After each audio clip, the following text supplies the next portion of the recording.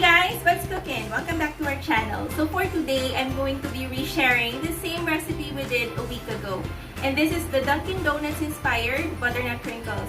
Now this is going to be in pure English. If you want to know more on how this is made and the business side of this, just keep on watching. So here are a list of ingredients. For further details of measurements, please check description box. Now, I will be making the costing at the end of this video, so please do finish this video and stay tuned. So let's start. In a clean bowl, let's add our brown sugar, our eggs, and our corn oil.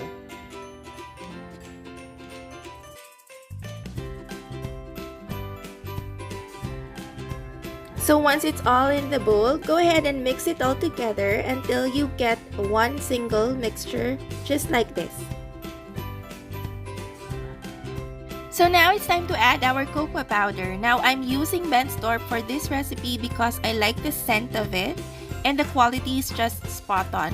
Now you can use any other cocoa powders of your choice. It doesn't have to be Bensdorp, but do make sure that it's a quality one.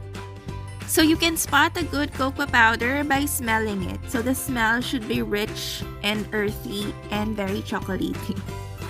Alright, so let's continue on whisking our mixture until it's formed into a smooth paste, just like this. And now it's time for us to add our melted chocolate. So how do you melt your chocolate? So the compound can be melted in the microwave oven or you can do the double boiler. Now for the double boiler, make sure that there is no water contact with your chocolate because if it does, you're gonna have a hard time melting it. And then we're gonna add our baking powder and our salt. And then our baking soda. And then you combine and mix it all together again.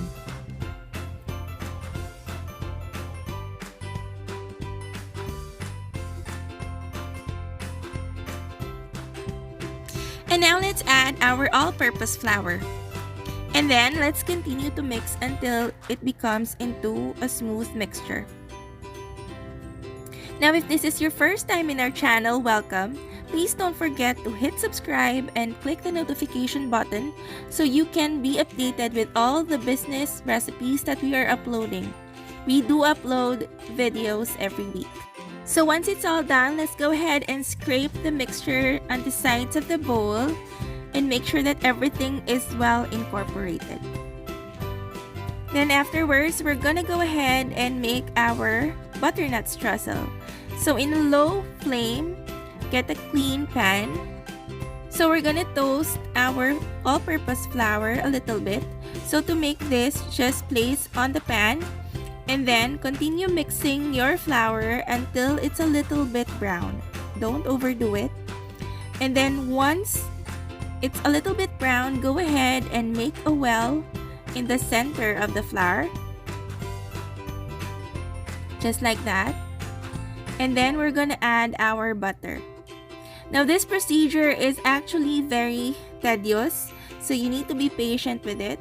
So it's gonna form clumps for the meantime, but don't worry, we're gonna do something to it so that it's gonna be fine and smooth in texture. So just continue on mixing it until you are forming it in this stage.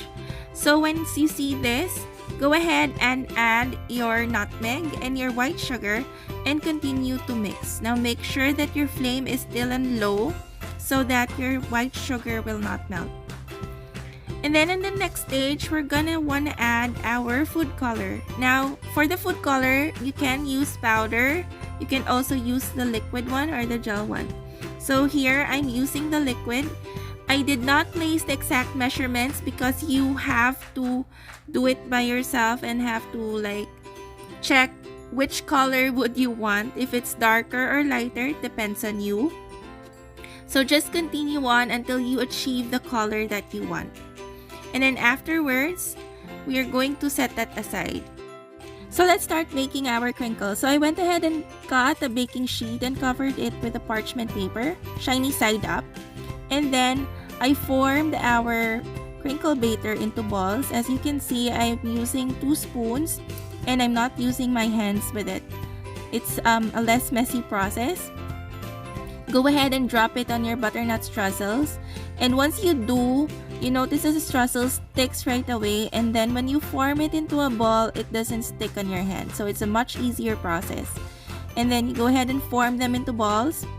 You can also flatten them if you want to, but it would be good if you have that thick layer so that when it spreads, it's not gonna be too thin.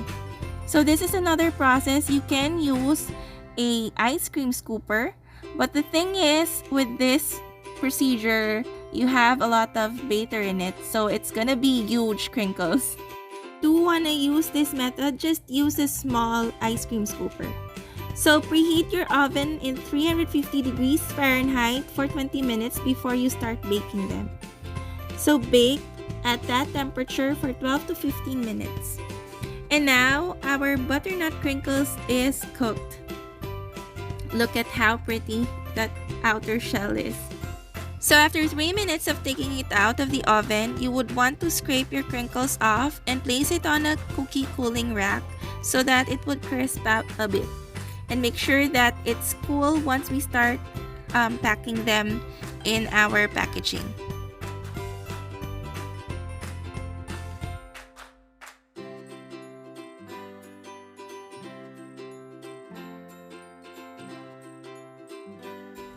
So once it's cooled, let's go ahead and take a taste test. Now, as you can see, the shell is really looking good. And then, let's take one.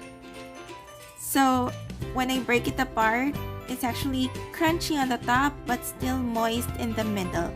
And don't you just like how dark and chocolatey the color is inside? It's very moist. It's like a cross between a cookie and a cake.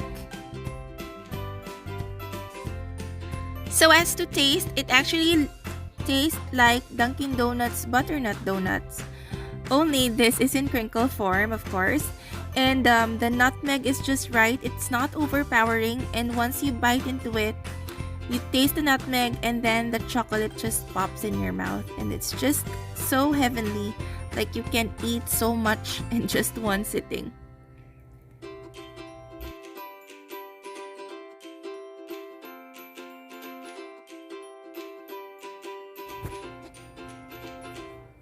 So now it's time for packaging.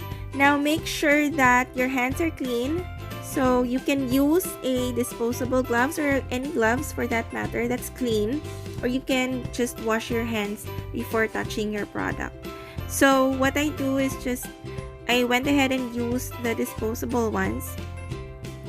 And you can choose between two packaging materials. So one is this 500 ml microwavable packaging, but this one is a little bit that small, so you can just fit in 6 pieces in it. So if you want to like sell it by a dozen, I suggest you get the 1000 ml or the 750, and then you can also use the 500 if you just want to sell it by 6 pieces.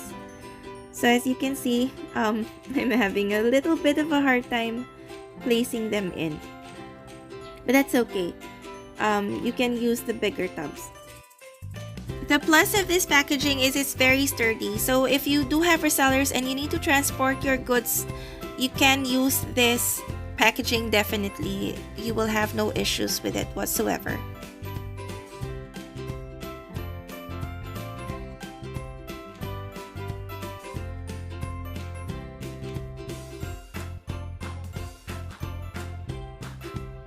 So once you're done packing, you can cover and you can actually place tape on the sides and then place your logo or your sticker in the middle of the cover. So let's try using another packaging method. So this is a F8 loaf box. So you can go ahead and use this one. Just place a parchment paper at the bottom so that the oil won't seep through.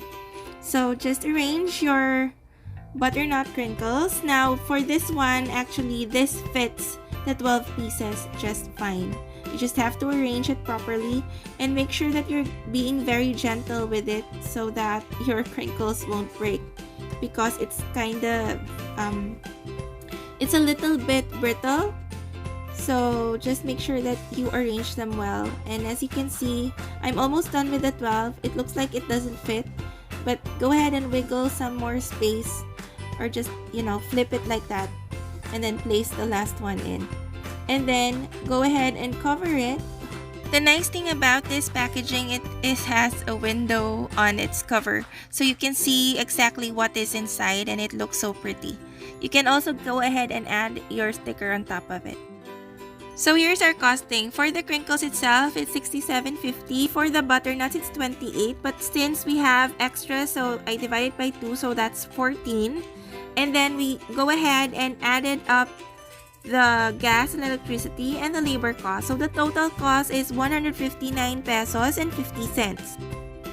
So how much did we have for profit? So our yield is 24 pieces, so that's 6 pesos and 60 cents per piece. So if we sell it for 190 per dozen, so with the packaging of 15 pesos, the total cost is 94 pesos and 20 cents. And when we sell it for 190, so our income is 95 pesos and 80 cents per dozen. So that's not bad at all. So if you're going to target 10 dozens a day, you'll have 958 for 30 days. That's 28,740 pesos. Now that's not bad at all, considering that you're gonna be staying at home and you're gonna be with your kids. And also, this is just like a part-time thing. So there is a greater opportunity if you just build up your marketing, get your resellers, and then you can have a greater chance of earning more than this amount. You just make sure that you partner it with due diligence and of course a lot of prayers. Now if you are able to get good value and you like this video, please don't forget to like, share, and subscribe for more of these business recipes. I'll see you guys in our next video. Bye!